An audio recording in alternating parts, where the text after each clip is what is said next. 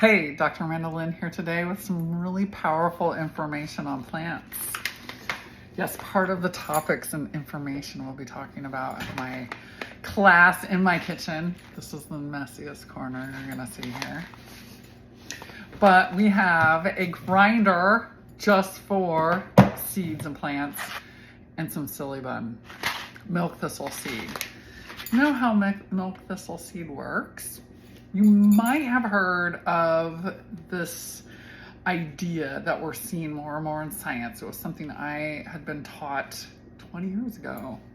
Anthroposophical medicine doctor was already talking about these concepts with plants and really what the medicine is and when it brings it into us.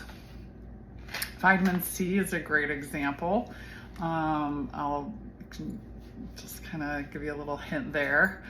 But milk thistle seeds, or Silybum, marianum, the silibinin is in the Silybum, which is 80% of the seeds.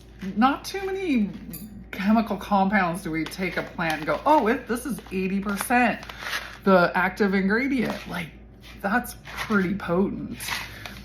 But what does that ingredient really do? Well, the active ingredient in this thistle, imagine a really spiky thistle, right? And then its seeds are where we're getting this concentrated medicine. So the plant has to put this rawness out to protect itself from animals eating it, right? And so those components that are irritating and trigger you, this works on so many levels, still getting over a funk in the lungs, don't mind me. And it triggers your body, your liver's glutathione pathway to kick up the reductase enzymes. And so it's actually the enzymes in the pathway for us that kick up. So it's so irritating to us that we naturally kick on our own glutathione pathway more. Isn't that so cool? Isn't that amazing how we work with the plants that work with the environment around them for their protection as our protection? And it's so cool. So the hepatocytes, or the cell of the liver, will be able to start working and cleaning up a little bit better. Studies have shown that it can help with non-alcoholic fatty liver disease, all the way to chemotherapy. We know it's the only one that helps with alcohol and Tylenol.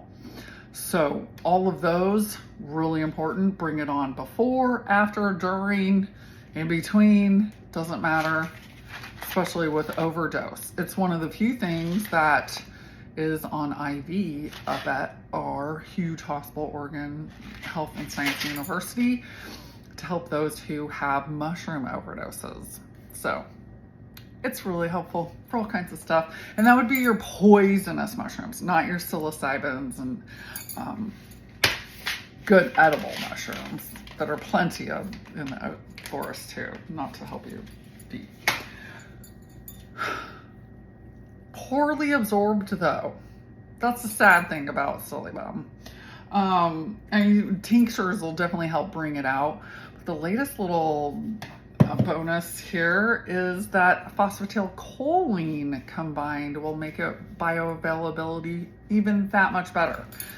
Phosphatidylcholine turns those flavonolignans of marianum, Silybum, into something that, like, the bile going through your liver can really munch on, because it is a fat and the lignans help kind of absorb that, and so it'll go right in. So that would be for somebody who has like one of those diagnoses I was talking about, or exposures, or if you know you're going to be exposed to something, you know you're going to Vegas for the weekend, get yourself good phosphatidylcholine blended with your psyllium clinical grade, and you'll have that much better protection, because it naturally just kind of kicks things up. I am not promoting going to have anything harm your brain.